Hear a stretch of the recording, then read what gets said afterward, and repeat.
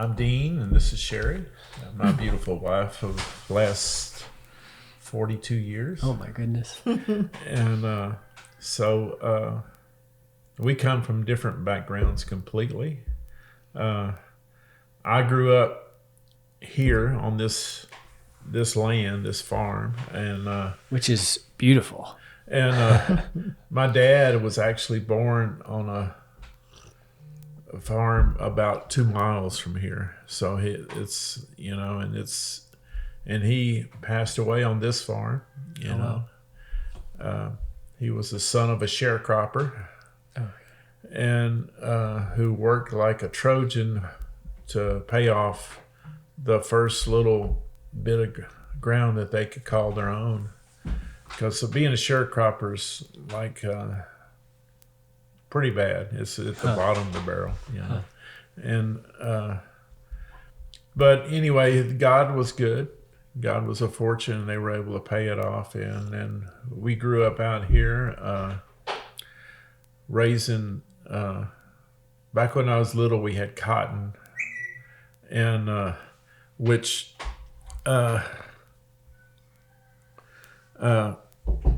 cotton. I'm so glad we didn't grow any of it too much when I was little, because it is back-breaking, and it is. So he switched over to raising just some cattle, and we had some sheep, and we had those for when I was growing up. When was that he switched over? Or when was he growing up here, and then? Well, when he grew up, it was cotton farming. This was all cotton farming around here. Is that like the 20s or the 30s? He was born in 1912. Okay. So he would have been 100 and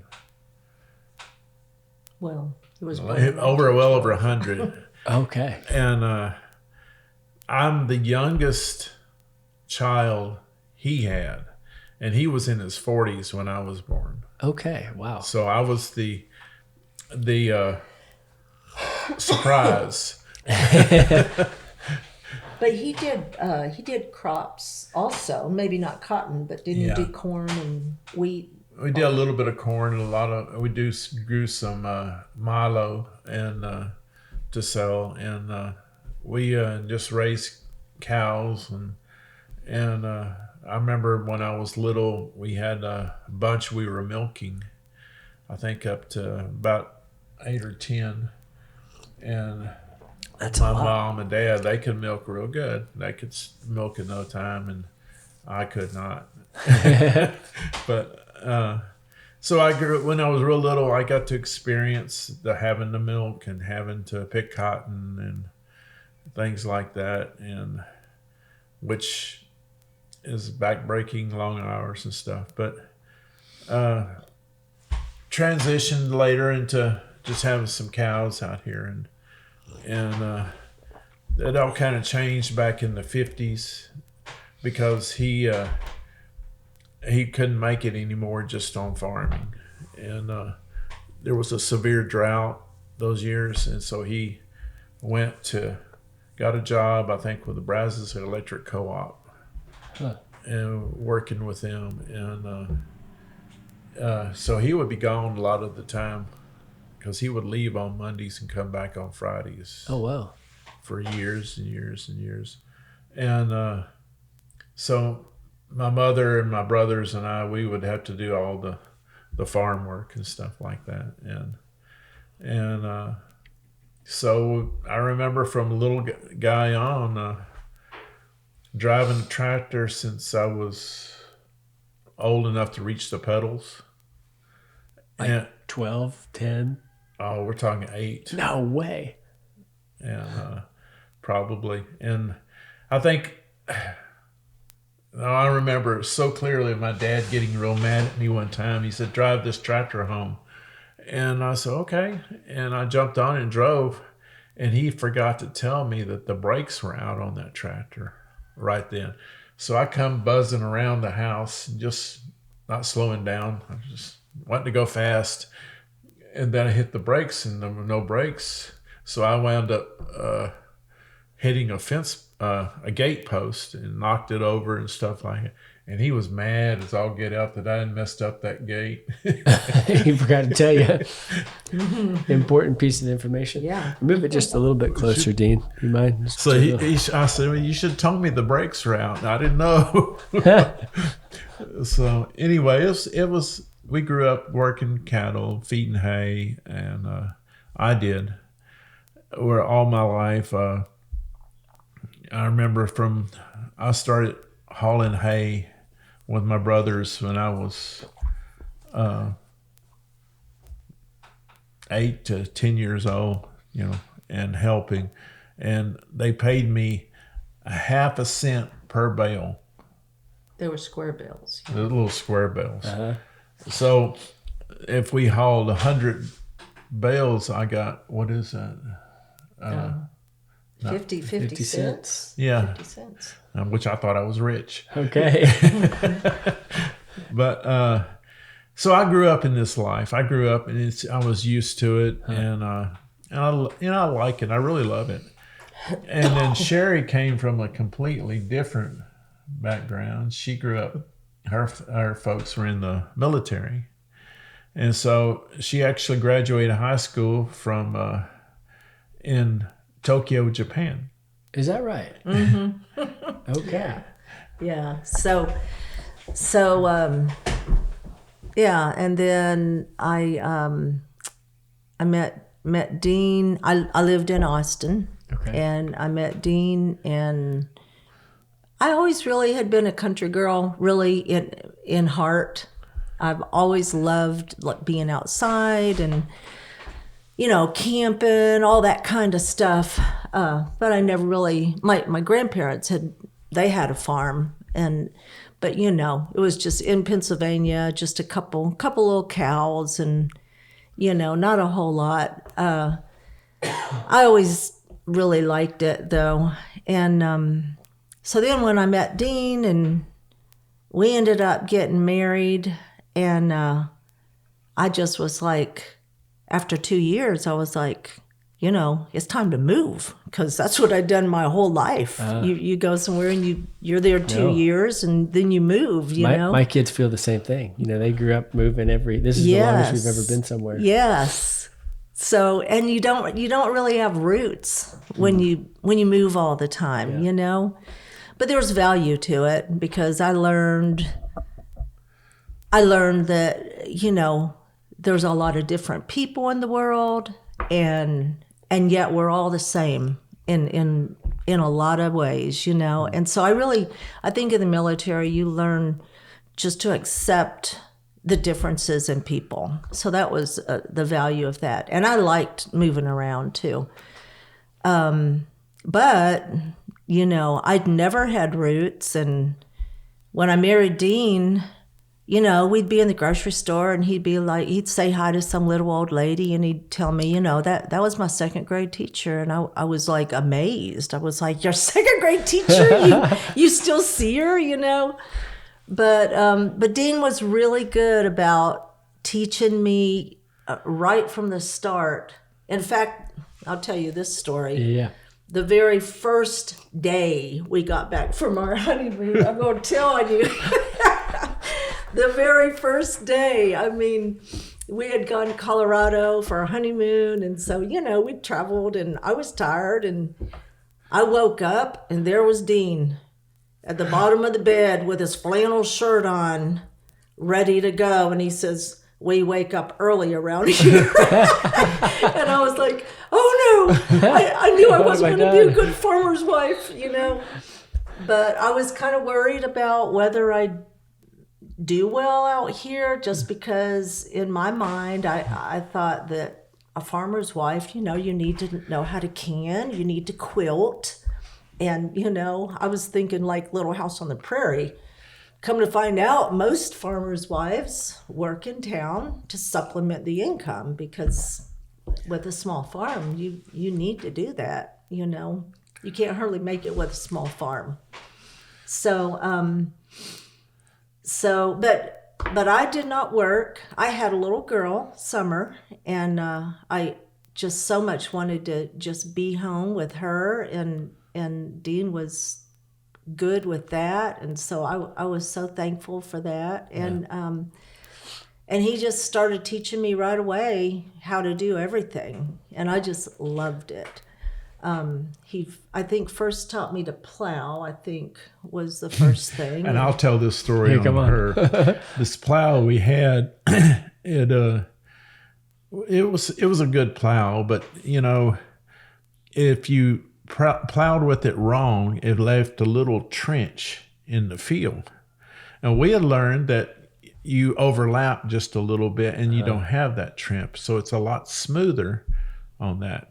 So we plowed it, and this old ground is kind of hard. So then a lot of times we'll plow it again, but we'll plow crossways of the way we plowed the first time.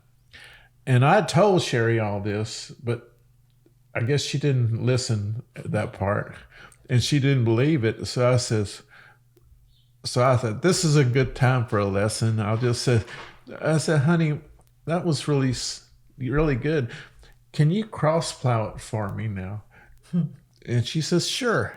So she went ahead and cross plowed it. So this time, instead of just tractor being smooth, it goes boof, boof. In those ditches. All those little ditches. And she found out the reason we overlapped just a little. Yeah. There were some other things that wasn't as good. I told her to stay away from the fence. Don't plow too close to the fence. But she didn't listen on that one either. Mm-hmm. And then I had to fix fence in several places where she took out some of the fence. Yeah, I was too busy trying to do things like fast, and I wanted to get real close to the fence so that you didn't like waste any land, and that's not worth it. Really? But I'm a detailed oriented, I really so one thing I really was good at was cultivating the corn. So you have this equipment where it just has these spikes, and they're spaced where they would dig down into the soil beside the corn rows. So the thing is, if you get off, you're messing gonna your dig corn. up the corn. Is that to weed?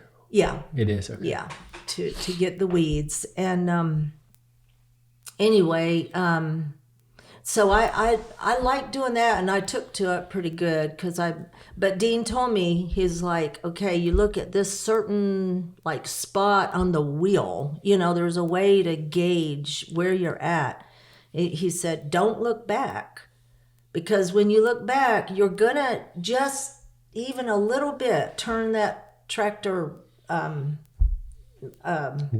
steering wheel thing, and then you dig up your corn, Yeah. and so I found out that was true. You just have to trust it. You just and I didn't look back, and it really worked. But it makes you nervous, you know. You really feel like, I don't know, I might be digging up the whole thing back there, but you don't look back, and that was kind of a life lesson that that God kind of spoke to me too. Is don't look back. Don't look back at your past. Move forward. Set your goal. Have your goal and just go for it. And it'll work. There's so many life. I mean, we were talking about this with some friends at our life group just the other night, just about sheep, since I always had sheep. Uh-huh. And I have come to the opinion that every pastor in every church in the world should spend at least 6 months to a year tending sheep and doing nothing but reading passages about sheep and shepherds throughout the Bible. And I said that it would solve so many of the world's problems if they did that. It was just the pastors. And because sheep, we've had cows, and cows are dumb. Really, they are dumb. They're stupid. I mean, they'll stick their head to break into a field that's nothing growing out of their side because it's there. But cows are rocket scientists compared to sheep. Really? Sheep are so stupid. It is just, and we were talking about how they do this dumbest stuff. It's just. Josh was telling me how he lost a sheep the other day or a few months ago. From overeating. Yeah, just ate herself to death or something. Yeah. Yeah. Yes. And we've had that happen too. We Yeah. had a place in the barn that we had some seed, and it was some wheat seed, and we just had to store it in there. And there was a little extra seed, so I would feed just a little bit of it at a time to the sheep. Well, we had a big storm, and the storm opened up the thing. They blew the door open, and I didn't know it. And so I went down there, and the sheep had gotten into the grain, and we lost about A lot. 12. 12, 15 goodness. sheep Okay. that basically ate themselves to death. It was terrible. We went down there, and there they all were laying, and big old stomachs just puffed up, and some of them had died, some of them were going to die, and we saved a few of them. But a lot of them had lambs. It was terrible. But yeah, sheep can teach you a lot of lessons. One thing that God showed me one time is I was letting them out of the pen, and sheep are real skittish. I was letting them out of the pen, and one sheep decided, one of the first ones decided there was some wire or something across the doorway, and he jumped over that wire that wasn't there, and every single sheep that came after him jumped over it. Did the same thing. Yeah. Even though there's no wire there. No wire. There was nothing there. It's just, and God, he showed me, we are like sheep. We are followers, It doesn't matter if the wires are there or not. If someone else does it, we easily follow, And I mean, God talks about us being sheep, and so it's really interesting, really, to see how sheep do live and how they act, Yeah.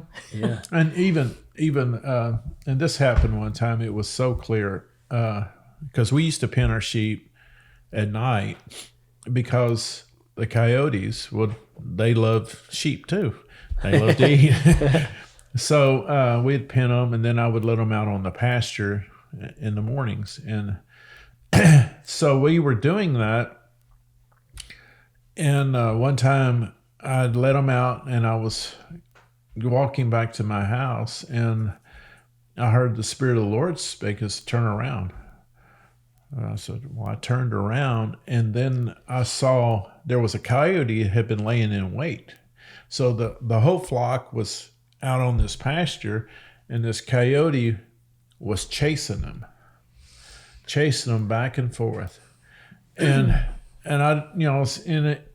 So I'm running like crazy as fast as I could go, which wasn't very fast, but I was getting there, but some thoughts in that, and it's like the Lord was speaking to me and showing me, well, he's not rushing in and just grabbing one, the coyote. He's chasing them until one sheep gets tired, and he's off to the by himself there. And the coyote simply got in between that sheep and the rest of the flock. And the coyote was tired. He was winded. I could see that. And he started walking up to the sheep, and the sheep was just sitting there and not running. And he was going to go and kill the sheep right there. And I managed to get there in time to save my sheep. But the lesson the Lord really spoke to me is that that's just like it is with people in the church. We're in a big flock, and we have problems in the flock. And for one reason or another, the enemy chases us around until we separate from the flock. And then we're fair game for the enemy come to leisurely destroy us. Wow. And So, and it was really teaching me a lesson about like church. And it's so easy to get disgruntled or dissatisfied with what's going on in church because we've been hurt or something inside the church, and then so we separate ourselves from, and without realizing when we do that, that's what the enemy wanted us to do, separate from the flock. And so that we could be fair game. Yeah. And it was a life lesson that the Lord really kind of spoke to me as things were happening and teaching me, says, you and have to be with the flock. So ever since that time, I've taken it to heart, and I have made sure, even when I'm not real happy with what's going on, that I don't separate myself from the flock, you know. And Yeah, and a lot of times it would be lambs too, because they don't know, they're not smart. And sheep will, the bigger mature sheep will surround a lamb and lambs and to protect them, but if a lamb just gets out there, I mean, there's always we lost a lot of them one year. There was always coyotes, in the woods. I mean, it's just such a picture of Satan, back in the woods, back in the dark, just waiting and waiting till that young one. So it really spoke to me that, we need to really watch over our young believers, because they don't realize how dangerous things are, Yeah. So we need to surround them and protect them and just help them, And even our solution when we were losing so many lambs, and I was thinking, well, we just got to get rid of all of them because we're not getting any lambs. The coyotes are eating all the lambs. And the Lord told me, he said, well, get a guard animal. So we got a Genie donkey, which I didn't know at the time, but they're very protective. And we got her and put her with the sheep, and we stopped losing lambs. We lost one lamb after we got her, and we didn't lose any more because the Genie was shepherd to the flock and stay with them and keep the coyotes away. And they and I didn't know this until we got the coyote. The coyote was no match for the Genie. A Genie can just kill a lion. Well, But I've seen videos of it, but it's just they bite like a dang crocodile, and they can kick. Yeah, they got some power. The expression "kick like a mule." They kick, and it's just I didn't realize it, but then I surprised her one day, and she kicked out a section of the side of the barn. I was, what the heck? She just boom! It was so quick. Wow, and it's so powerful, and yet they have this gentle protective heart, for sheep, and I guess probably other things too. But I remember one time there was a sheep that was gonna have a lamb, and we knew she was going into labor, so I like to go and watch them, And I drove down there in the truck and just parked the truck and just watched. And that Jenny came over too and just stood right by the sheep. She had twins and stood there right by the sheep the whole time. And then after she had her babies and they got up and everything, then the Jenny went off. It was so sweet. She just came and guarded her while she was... How was she with people? she was real gentle. Real Okay, gentle. you don't have to worry about them with like the kiddos. No. They used to. Our kids were little at the time, and they used to just want to ride her, so they crawl up on her back but and this Jenny's name was Candy, and Candy would just, okay, you can crawl up there, but I'm not going to move. I'm not moving. I'm not going So in they there. get tired, get off. But I think with every animal, it's, the females are better. Really? I think a jack might not be as good. now Jack would be, they're you got to be careful with the Jack donkey, but which is the male, but the females, the Jennies, are really are sweet. And I didn't know this until I started reading up about them and stuff, but all donkeys have a cross on their back. And the legend is when Christ rode a donkey into Jerusalem. And since that time, they have all carried a cross on their back. So you can find any Jenny or any donkey, and you look on their back, and their backbone makes the up and down, but they always have two branches, and you can look from the top and you'll see a cross. Like the large ribs or something, or No, it's like their hair is different on No all way. of them. It's a marking on their back. It's a marking, but you can see it on Straight any one of them. that's You can cool. see the markings of the cross. Huh. And I didn't believe it, and I started looking, and sure enough, even ours was a paint donkey.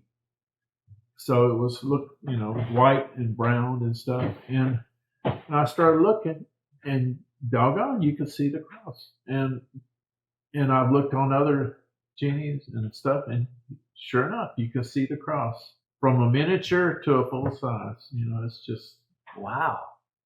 and it's like God leaves so many witnesses of His glory and so many things. And that's one reason we really like it out here, because, this morning I got up and beautiful sunrises. Huh. Well, yesterday there was a glorious sunrise, and it was just the mist coming out of the valley, and it puts a golden hue on the morning when the sun comes up, with all the pinks and the reds and the oranges coming out and stuff. It's just Where is it over like that. that way? And it's just a glorious thing to see early in the morning, and it's just I always feel like Sheri's always said that after she passes, she's asked the Lord to let her paint the sunrise or paint the sunsets, and so it's just like every day it's a new picture. Every day it's a new picture. You get just like a gigantic art gallery. You get to go, wow, what are you doing this morning? And it changes. It opens up right before your eyes. And so seeing the glory of His creation, you can see it in the middle of the city, but I get to see so much out here and realize it without ever thinking about it. It's just, you see stuff and you go, oh, that's so cool. I thank you, Lord. Yeah. And all the time. It seems like we do miss out on a lot when we're disconnected and distant from being with the the ground The earth that we were yeah. made from. Take a big chunk of ground and breathe life into it, and Yeah. all these agrarian. Like, I wouldn't have thought about the sheep. I remember Kevin Johnson saying that he got the 10 sheep in Ireland or something, or Yes. Scotland, Yeah. and that was life changing for him. But I'm kind of like, Mhm. I don't get it. But Well, I think another thing with sheep, just the idea of just that you're a shepherd, you're watching over them, you're tending to them, you're feeding them, you're moving them to a different pasture that has better grass. You're looking for water, making sure they have water, and Still water. It just still water. speaks of Water. Really? Because if their wool gets wet and they get in the water, they sink. It's too heavy. mhm. And so they look for still water to drink. Mhm. It's a safety thing. And There's so much here. 24th Psalm, you know, is Yeah. 20, is a 23rd. Yeah. it might Yeah. be something 24. Yeah, it's Maybe it continued on. But Wow. yeah, it's all true. Yeah. You know. Wow. So. It's sad to me that you say like you can't make it as a small farm. And that feels like it's not right. Is that a system? Is that a symptom of the times back then? Because we had big ag was everything, and you couldn't compete, or is like why is that? And it's like you have like 20 different businesses. The sheep is a different business than the. You have to look for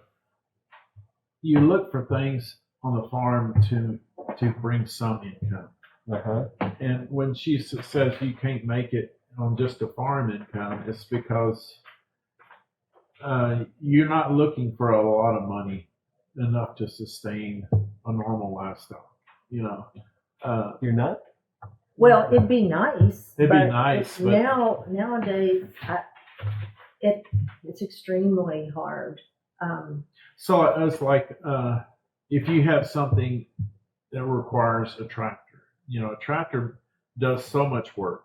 So that's one of the reasons why. So because you have this huge equipment that's so expensive. Yeah. Well, like that tractor, it can do the work of 10 people. You know, and it's just essential. We have gone to have round bales, which each bale weighs between 15 to 1,800 pounds. Goodness. But it saves so much labor because, like when I fed cattle this winter, I would go ahead and I put out 5 bales of hay, and then I put them in feeders and stuff, and then I don't have to feed for 5 or 6 days. Okay. Mm-hmm. And so and it takes you about an hour and a half to put it all out. yeah, and all that, and so the tractor is what I have to use. So our tractor broke down. It blew a thing out on a hydraulic line. Okay. Well, I couldn't get anybody to work on it because that was beyond me, and it took about a month or so before I could get somebody to fix it, and without the tractor, I couldn't feed. Yeah. So I had to. Because you need it to haul it over there. I borrowed a tractor from a relative and stuff, and so the tractor is essential. But that tractor, is valued at $25,000. Yeah, we paid that, I think, and it was well used. Well, and that tractor is 45 years old. Get out of town. Mm-hmm, mm-hmm. It's an old tractor. It's $45,000 still. Mm-hmm. Yeah. And so it's still used. I mean, for what I use, it's plenty good. So that's the reason it's hard for small farms to make it. There's so many tasks that they need a tractor for. And that's just a tractor. I mean, if you're going to plant a crop, you got to have a plow. They don't really cultivate corn anymore. They use Spray. Yeah, spray for weeds and stuff, which a lot of people don't like that idea either because it's poison. You know. Yeah. But but you got to have so much equipment, and all of it's really expensive. You can't really even think about buying it new. You gotta find something used, but then it's kind of like buying a used car. It's like, well, it's got to be used so you can afford it, but you have to get something that that you're not spending $25,000 for, and it's shot, and it's really not good, and so it's just this hard line. And then if you're doing crops, boy, oh boy. So much depends on the weather, and you can't control the weather, Even if you're doing a normal crop, so what you see most of the time, and you don't realize the expense that it goes into just planting that crop, and not counting the equipment, they're going to be spending $200 per acre of just operating expense. Then that's what they cost to buy the seed. So the seed will run you around $100 an acre or more. I don't know the prices anymore. Then the fertilizer you put down so it'll grow. And you think, well, don't put the fertilizer, but then you don't really grow much. Well. And then then weed control and all these different expenses go into. So like if you see a big field, like I know if you on your way home you might take the loop and there's some big fields of corn planted. Yeah. Well, I know that he has over $200 invested in every acre. Well, if there's 100 acres in that field, that means he has what, $20,000 invested just there. And most of the time you don't have $20,000 laying around, so you borrow from the bank, and then you've got interest, that you got to pay back. Well, and then if the weather is perfect and everything grows, and you don't have a drought, or you don't have so much rain that you can't even get into the field to start planting on time, because that matters. If corn isn't planted early, it's going to get too hot too quick, and it's not going to grow. But even if everything's right, then at the end, you got to have you got to have a combine, and no one can afford a combine. They're like what, $100,000 or more. They start at $500,000. Oh, okay. Yeah. So you have to rely on someone to do that. Well, of course, they're trying to get their crop out, and then they got their friends. They're trying to help them first, of course, and you might be way down the line. In the meantime, your crop is burning up, or maybe it rains some more, and they can't get in to do it. So small. That's the reason most small farms, like we have cattle, we have enough that we can have a small herd of cattle, and then, but it still runs real close to we make hardly any money off it. Yeah, but because the expenses, okay, when I told you about the tractor breaking down, well, that was $500 to fix that tractor that I had to put out. Okay, I'll bale hay. Well, we've got our own hay equipment now still, but still, I buy the baling twine to make the bales with. Well, that's what I spend, like $400 just for twine to go on bales and stuff, and just for our hay. And then like the diesel to run the tractor to do it, and of course the equipment is expensive. We spent $10,000 just on the hay cutter, but you also need a hay baler, and but you can get someone else to do it for you.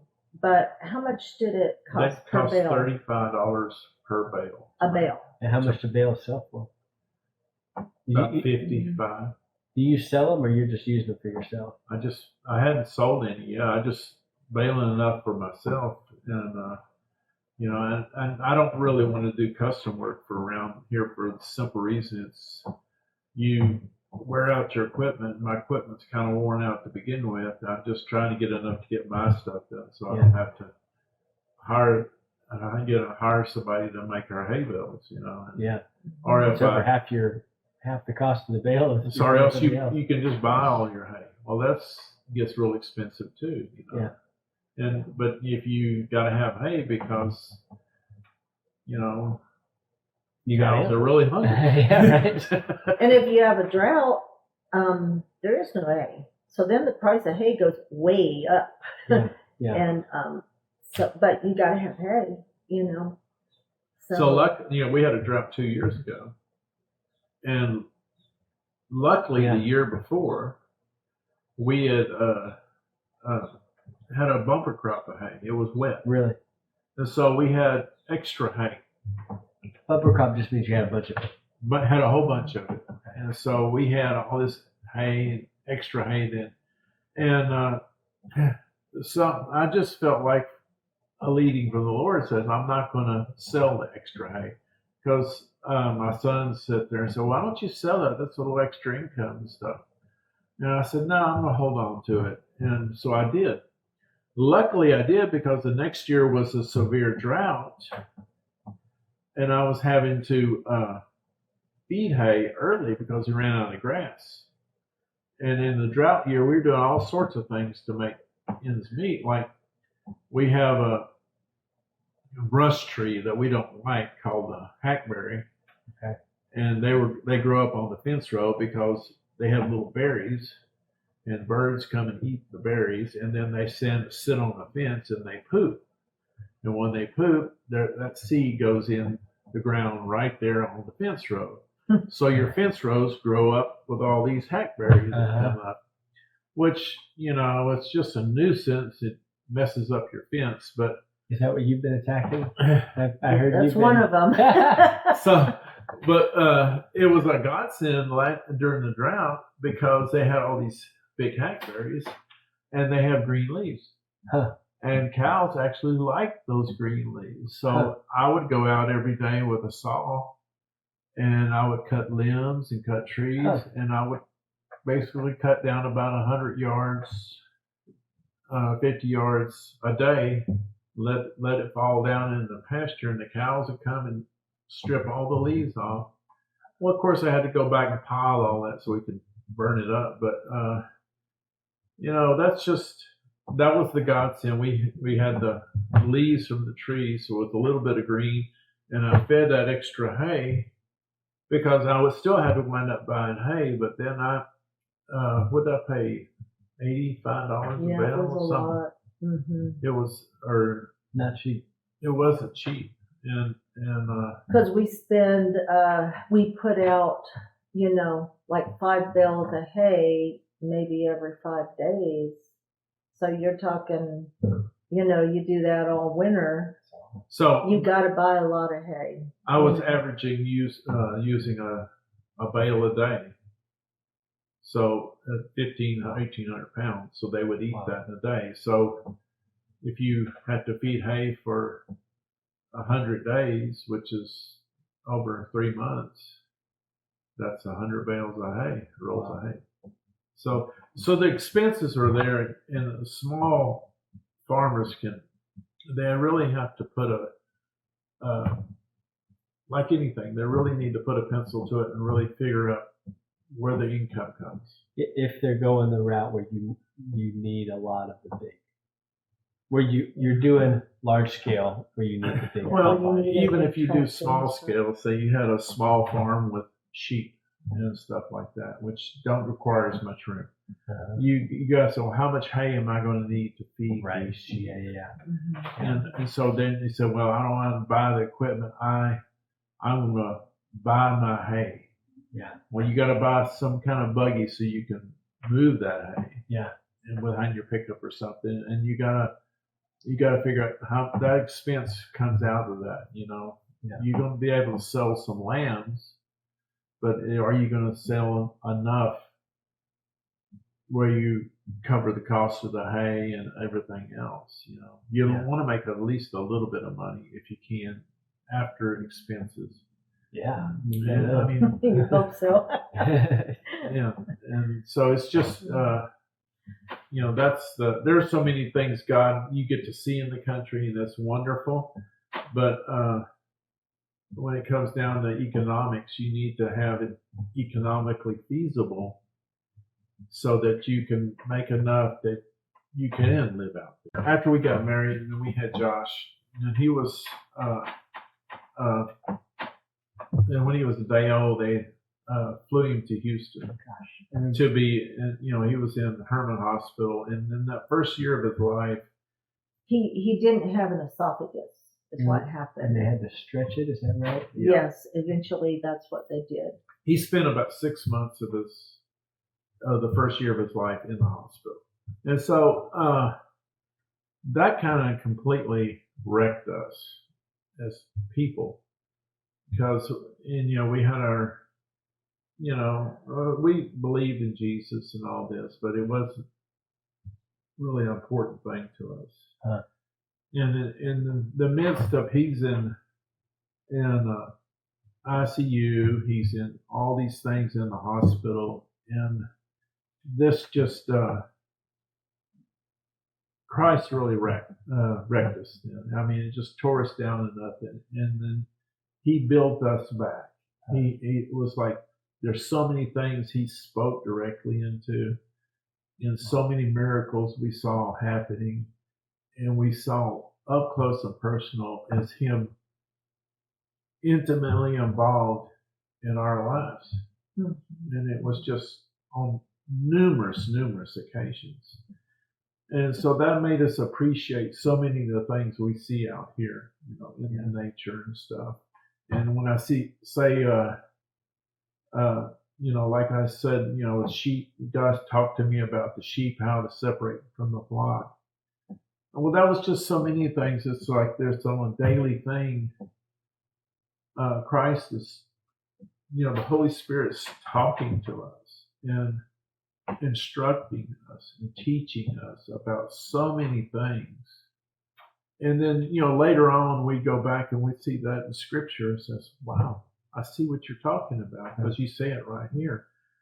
But it was, it made our lives so different because God's involved intimately with every aspect of our life, every day, every minute. And it's not just a theory we had heard read in the Bible or a principle. It became where we really realized it's the biggest principle is not to live by principle, but to live on His Word. And when He's speaking to us, because He's talking to us constantly, and it's just changed fundamentally our hearts and our minds and stuff, where we don't even want to do anything if we don't ask Him about it. So, well, should we do this? And even like if there's something we think we should give toward, for Christmas, last Christmas, and there's a ministry through Billy Graham Ministries, and they do outreaches to different places in the world, do different projects. It's a wonderful ministry, but we didn't know whether we should give toward it or not.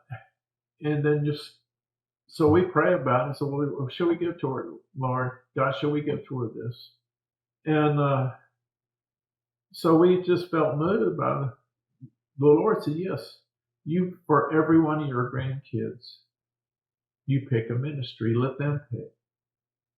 And so like this one was beekeeping in Liberia.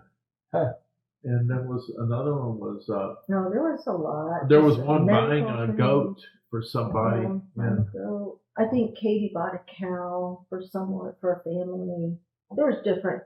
They all picked something they wanted. They wanted to do. And so we bought. We're older. We're retired. We have a little bit more money to spare. So we paid for the outreach ministry over there, but they got to pick it and they got to participate. Wow.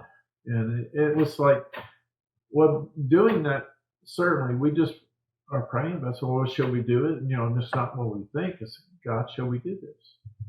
And I think that's the difference that whole experience taught us, is living in that constant communication and hearing what He says to do, and brings to life that scripture where it talks about He will tell you when to turn left and when to turn right, and things like that. And it's just been really good.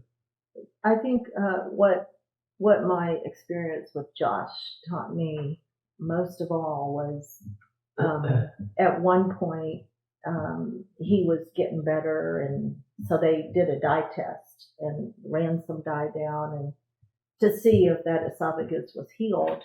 And they didn't know it, but it wasn't. Well, they knew it wasn't exactly healed yet, but they didn't realize a little dye had gotten out, and it collected around his heart.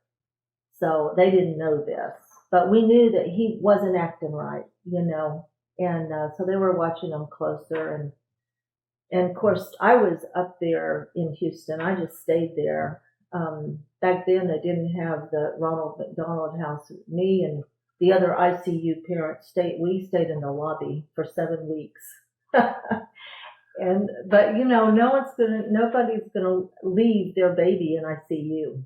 Yeah, that's right. So, but Dean had to come back and work and stuff, and he'd come on his days off. But when all this was happening, Dean was back here at work, and I was sitting with Josh, and we knew he wasn't acting right, and he was kind of clammy. And anyway, I was there. It was like 1:00 in the morning. I was sitting by his bed, and I went down to get coffee, and came back up, and they had shut down the ICU. So we knew, all the parents knew, that means someone is in big trouble or someone's dying. And I knew Josh wasn't doing good. So I was scared that was Josh. And sure enough, no one would tell me anything. They're coming in with crash carts and all this. No one's telling me anything. And come to find out, yeah, it was Josh. And then even our doctor wouldn't tell me exactly what happened in there. And usually he was real open. And I finally got it out of one of my nurse friends, and she said, well, Josh's heart stopped for 15 minutes, and she said he turned black. And I was like, what? I was like, what's that gonna mean, but slowly but surely, Josh had a lot of problems. He had seizures, and he's still weak on his left side, but he limps just a little bit. But that's all from just a brain scar that he had from that. But he should have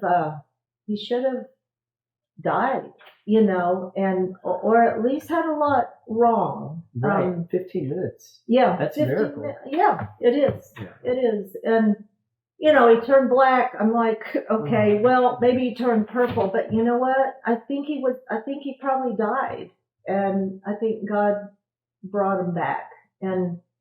But before that, I was sitting beside his bed, and this was a little bit earlier.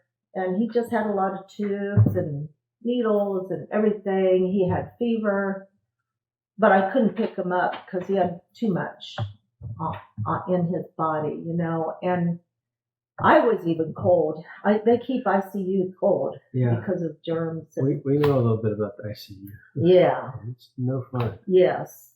And I was even cold. Well, they wouldn't cover him up or anything because he had fever, and they were trying to break that fever. And then I was just looking at him, and he was, I think, like 3 months. I don't know, 4 months. Yeah, I think he was about 4 months old. And God spoke to me. Really, for the first time, I actually heard God speak, and He said, I cry every time. He said, I know where you're at.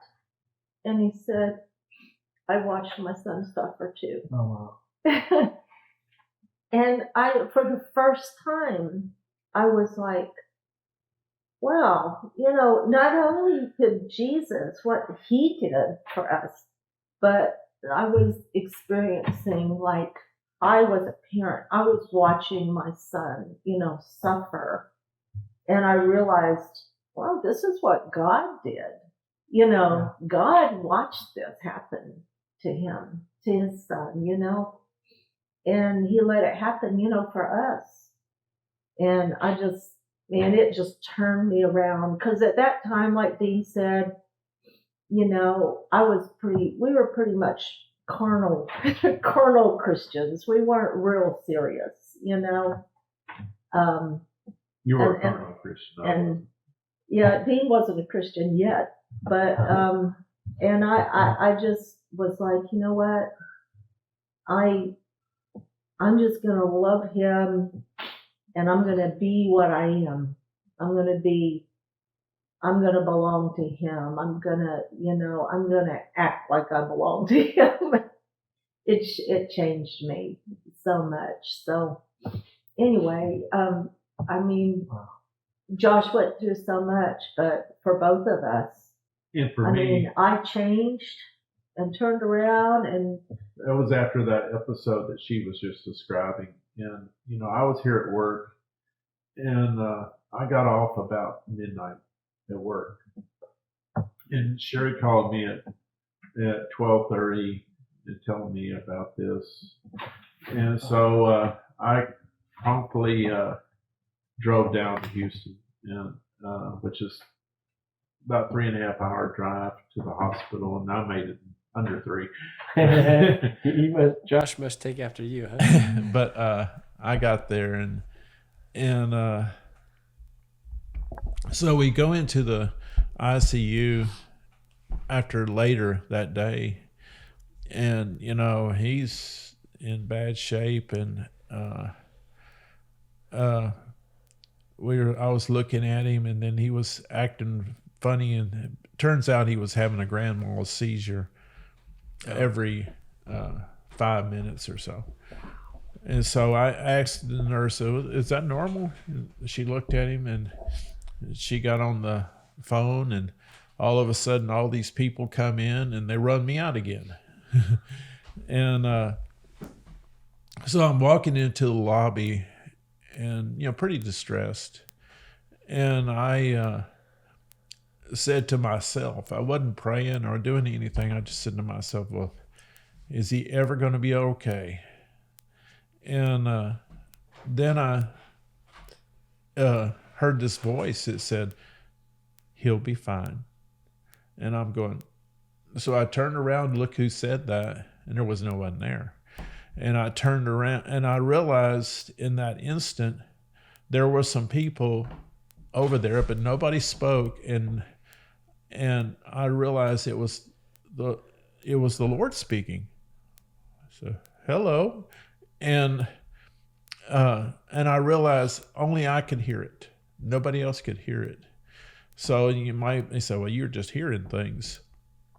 But I do know that I heard his voice speak that he'll be fine. And because instantly I lost all anxiety about it. No way.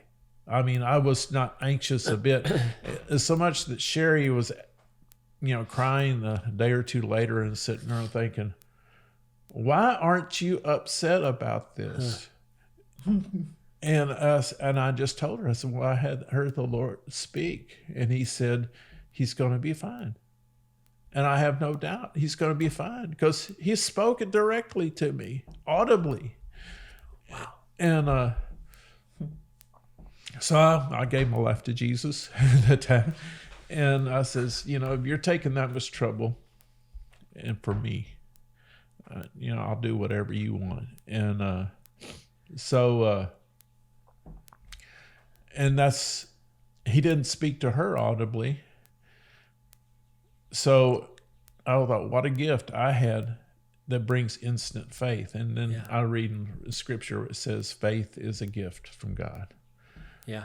And so he gave me that gift. He didn't give it to Sheri. Her faith had to grow as she saw him demonstrate it. And I had the pleasure of being gifted with the faith and see it confirmed. But, it's just... But I think out of the hardship with Josh and with everything that happened, I think as far as farming and the way it related to that was, we learned that God he takes you through things. He allows things. Look what came out of all that with Josh. I turned around and you really, got back with the Lord, and Dean actually got salvation. Yeah. And, so, in the midst of it, you're like, why, and God, do something. But we learned, he knows what he's doing. Yes. He knows what he's doing. And even though we don't understand a lot of times, so with farming, with, like a drought or something, all you can do, no one can bring rain but Yes, God. yeah. And that's the only one that can do it. And you need it. You have to have it. And then you pray and it doesn't happen. But you learn, I think we learned, we trust him anyway. We do not always understand. We've asked God lots of times, like, God, do you know you're the only one that can help us, Yeah. The next day we're supposed to get rain, but it doesn't happen, and so, but just a trust in God. And that's what developed is, it's not just we say a faith, but it's a deep trust that even when it looks like he's not there, he's there. So, we went through this with Josh, and we had just some great things. God healed him in so many ways. And we have our son, with us today. Mm-hmm. But then we had some years later where our oldest daughter, Summer, had a little girl, and Emma. And Emma had multitude of problems, and she was in and out of the hospital, and she had a thing called Alagille syndrome, which is a chromosomal disease and a lack of vascular tissue throughout the body. And so ultimately, that's what took her. And so we were at a hard spot praying for and asking for God to heal. And we lost our Emma. She eventually passed away. But I think because he had built in such a deep trust in our hearts that when we didn't understand, we still trusted. And I think came through for us. I think it came through for our daughter, Summer, that amidst of great pain, she still trusted. And it has brought some redemption. Mm-hmm. It's definitely what's a process, though. We didn't, there was definitely confusion, disappointment, and even, anger for a while. But, it's like Peter, like, where else would I go? Yeah. Only, we know God. It's hard when you're disappointed, But I did see, it's really sweet when God will let you see sometimes later, he'll let you see why. Yeah. And so that was one thing with Josh. I was able to help Summer with her baby. She lived for 11 and a half months. And she had a G-tube, and there were a lot of things that a lot of people, they're not familiar with it, and it's scary. And was she in the NICU that whole time? No, she was at home, Okay. But she was in and out of the hospital. But I would go up there 4 days a week, and just kind of take over. Summer and Mike were just devastated and so exhausted, and I'd cook for him and take care of Emma. And but see, I wasn't afraid to do it because I'd taken care of Josh. Yeah. And Josh had a G-tube, and Josh had all these medical things I had to do. And so that was kind of just a little glimpse into one reason that he, had prepared me to help Summer take care of her baby, I think it's so amazing to see Josh it's like a living picture of God's faithfulness on the other side of this thing. Because I don't know Josh's.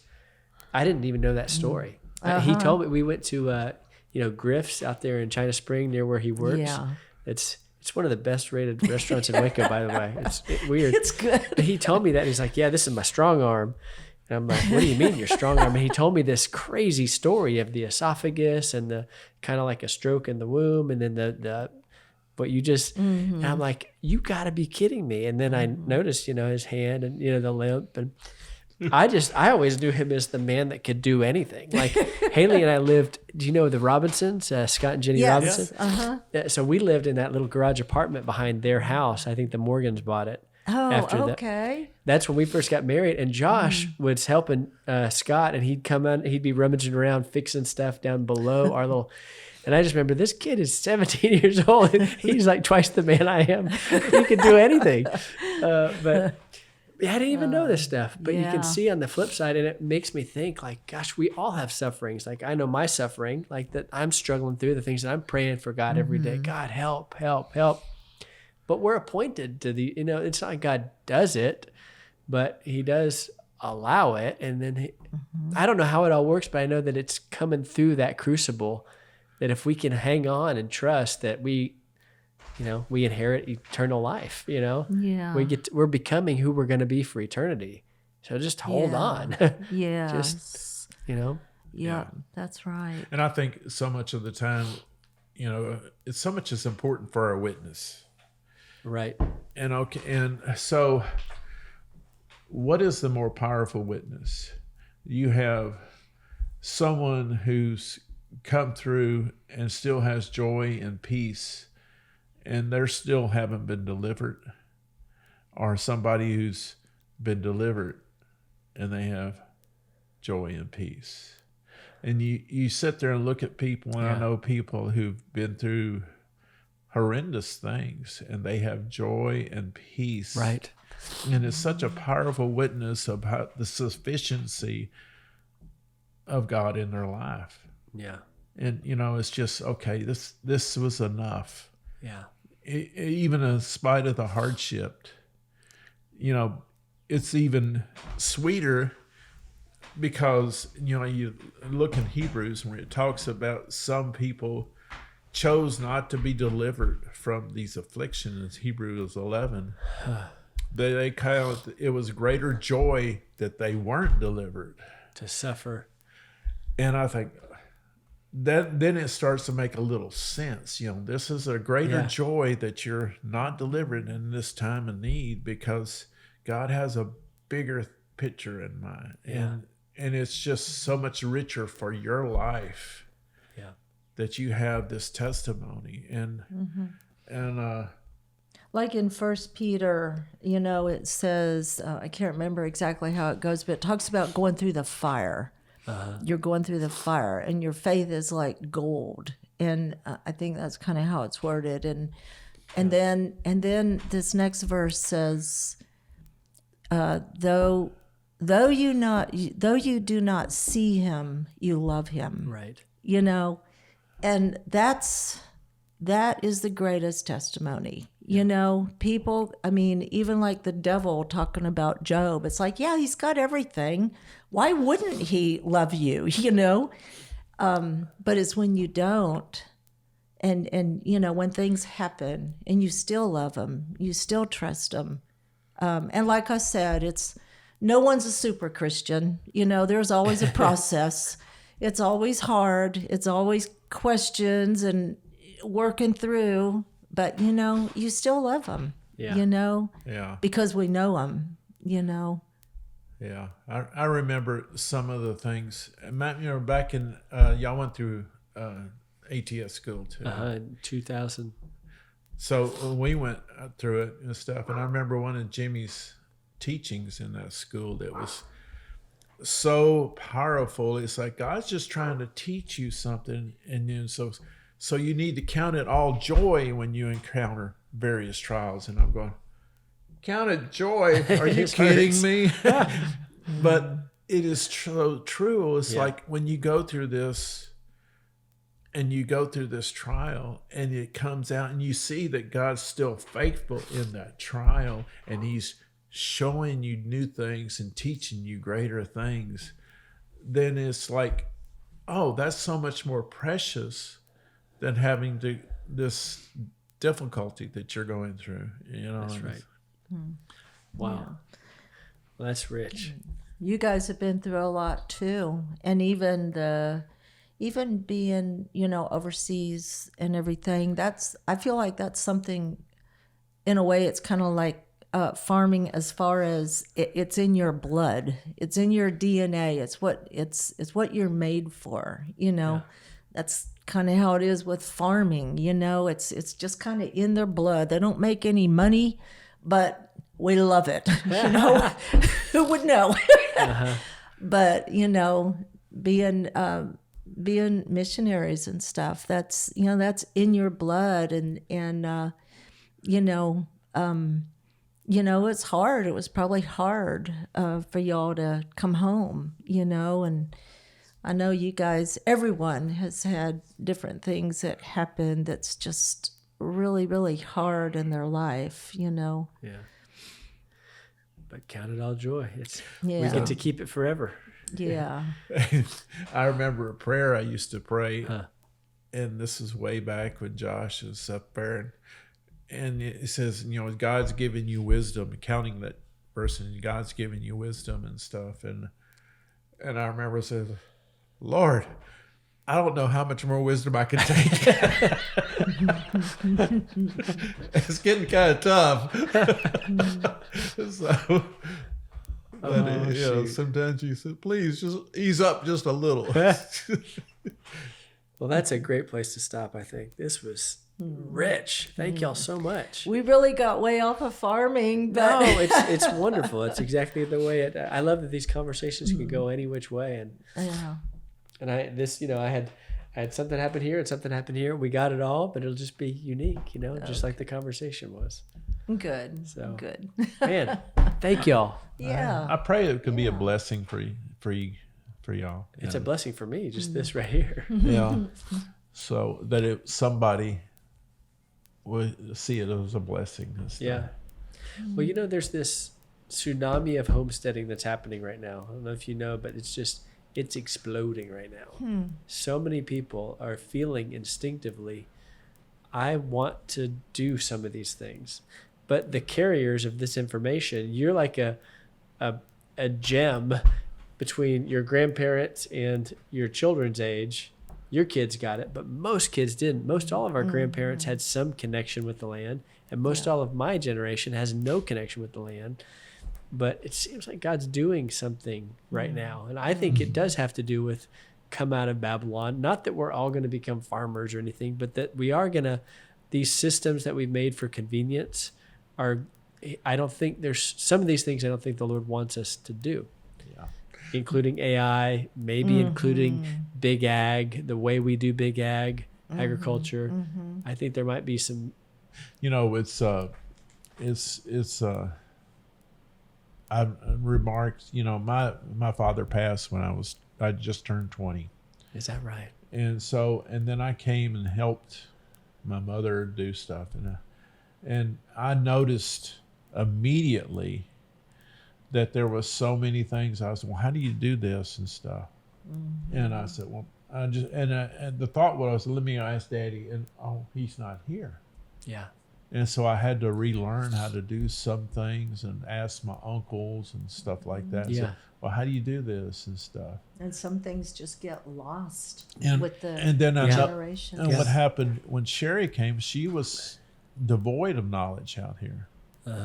And she comes up there, and I remember, like, there's certain things you do. It's like a diversion terrace. And so we have them out in the fields, and it's an erosion control thing. Oh, okay. And so I tried to explain this to Sheri, how it works. And for years, she couldn't get it. And then finally, one day, I just said, it was raining real hard. I said, hurry, get in the pickup. She says, why? So I just quickly drove out to the edge of the field, and this is that's the reason we have diversion terraces. So what it is, do you know what a terrace is? It's I know just a kind terrace. of a hill, but it's along. It goes along the hillside. A long Okay. hill, Uh-huh. and so it feeds the water off of the land. So I couldn't It understand. slows it down to keep you from having gullies or washing Okay. away so much soil. Okay. And it just diverts it to the end where you have a grass waterway, so you're not really losing that soil. Huh. Yeah, And but I tried. I'm visual. I tried. I don't know how many times I explained it to her, and it was I could only do it. Say, "Come, you got to see." Then I know, you'll- Yeah, you're a yeah, come and terrace, see. So you probably just said, it's just a terrace. A terrace that takes the water off the land. I'm like, no, I don't know what you're talking about. So, There's a lot like that we're. yeah, even the tank. I was like, what in the world? When I came it's to called a Waco- pond. Yeah, that's what I said too. My buddy that probably was born out. He was born out in Hubbard. He's like, just take it right after the second tank. I'm thinking, Yeah. what kind of tanks are we gonna Yeah. find out here? Yeah, and I grew up in the military, so a tank Right. is So you- it's artillery. Wow. So